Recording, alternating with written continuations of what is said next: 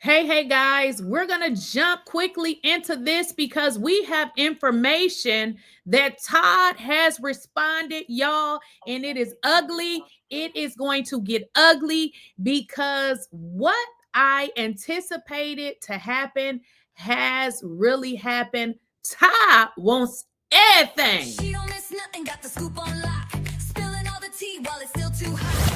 Lakeysha Keysha, queen of the top. Hit that bell 'cause the tea don't stop. Please, I don't have any time for any gossip now. Eh? Yes. She don't miss nothing, got the scoop on lock. Spilling all the And as you guys know, we have been talking about this Kandi Burruss and Todd Tucker divorce. And we done went over scenario after scenario after scenario because as I originally stated, we don't know what Todd is going to say once he files his answer. As we know, Kandi filed for divorce. Todd has to respond. I told y'all that his attorney was Randy because I know how Randy sound. Okay, I've been in court with Randy. I know how Randy sound. Well, Todd has responded. Okay, now this is coming from another source, and what they are saying is that Todd is seeking primary custody of his children. Okay, and let's get into it, y'all, because we've been talking about all these scenarios. But I want to ask you this. Did you think that Todd would not seek primary custody?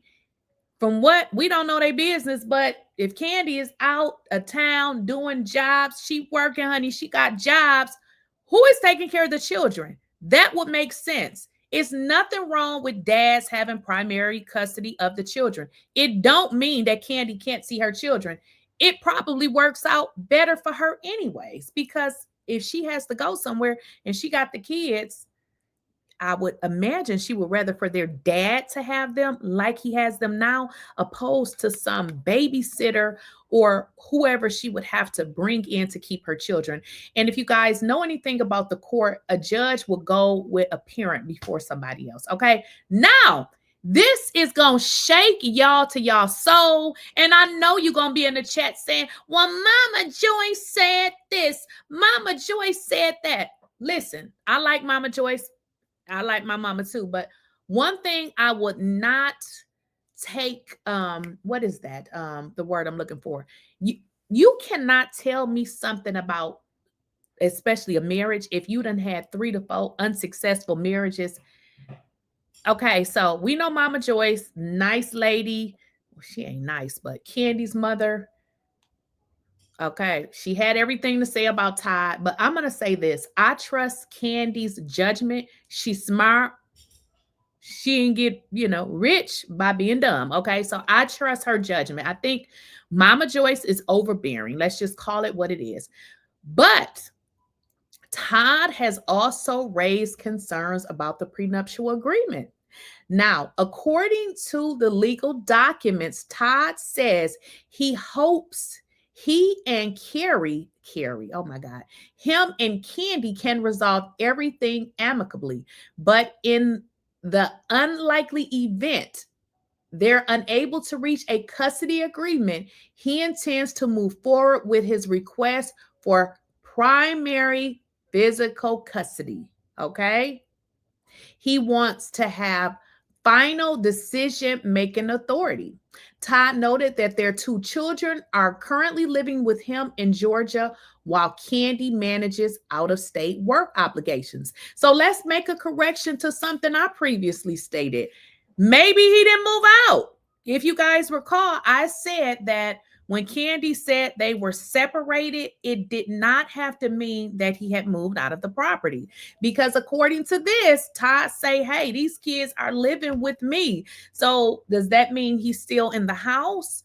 We're going to unpack that later when we read the actual documents. Now, in explaining why he believes primary custody is appropriate, Todd argued that Kandi's work schedule will continue to require her to be away from the children for at least the next several months. Again, I don't see a problem with a father taking care of his children. Let these men take care of their children, okay? Because I don't know about y'all.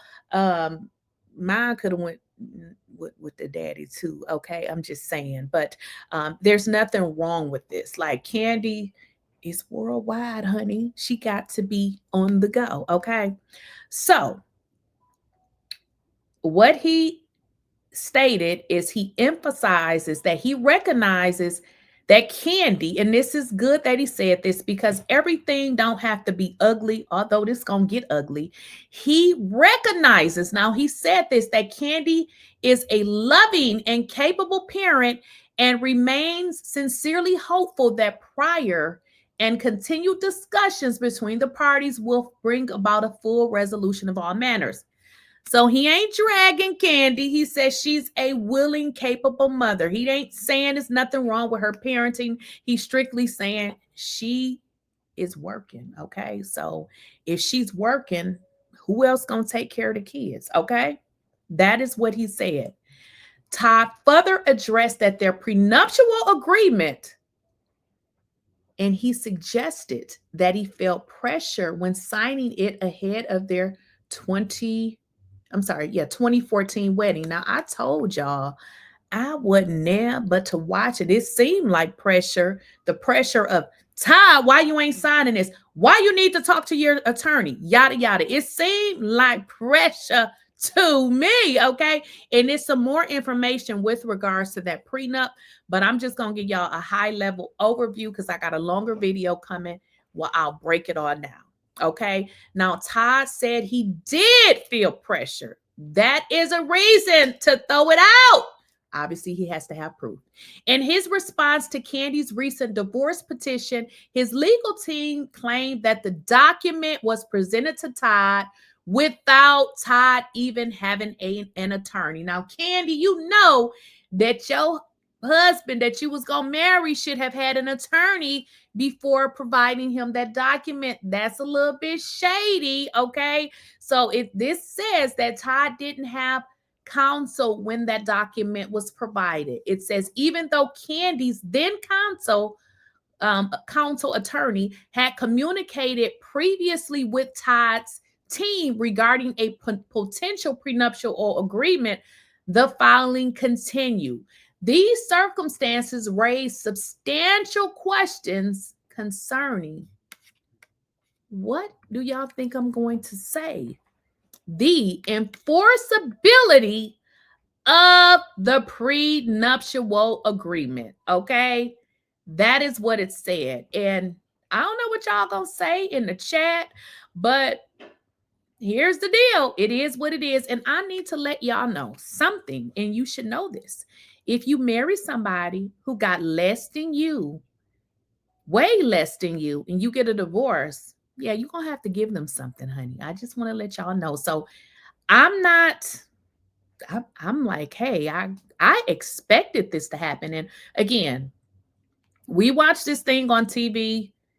Y'all, some people was like, he wasn't pressure. It did look like pressure to me. I wasn't there. But the fact that Randy Kessler, who is Todd's attorney, that was also Portia's attorney. That was Portia's first or second, was it? When she was married to Cordell, he was Cordell's attorney when she got the hell out. So I don't know why she went back to Randy. She must have liked how Randy had her ass put out. But anywho, Randy is saying that Todd did not even have proper counsel during this part of this prenuptial agreement, which is crazy because why didn't y'all allow this man to get everything together before you presented him with this document? So it looked like a scheme that not Todd set up, but maybe a scheme that Kandi and her people set up. But we will see how this is going to go down. I did just receive the full documents where I will go through every single page and we're going to discuss it. But this is just a high level overview because that video is probably going to be about an hour and a half. So this is going to be a shorter version of that video. But y'all let me know what y'all think. Again, I know some of you guys are going to be like, Mama Joyce said he was a scammer. Mama Joyce said he was trying to get her money. They were married, y'all, for 11 years. Think about it like this. If you was married to your husband for 11 years, what do you think you would be entitled to? You don't, it's not always about money. But in this case, Todd more than likely will get the children. Not saying that Kandi ain't gonna be able to see her kids or nothing like that, but the simple fact, based on her schedule, which she's not available, they gonna be with their dad for these months on end where Kandi is gone. I don't see a problem with it. He's doing it now. Do y'all see a problem with it? Of course y'all do. Okay, of course y'all do, because y'all team woman, even if the person is wrong. And see, I'm somewhere in the middle. I look at all situations to analyze what I think. I don't, I'm not, one of those people that be like, I'm gonna go with the woman. I like to go with what I think is right. But at any rate, let me know what y'all think in the comments. And do you think Mama Joyce was right? Or do you think this is a situation where this marriage did not work and it is what it is? Let me know what y'all think.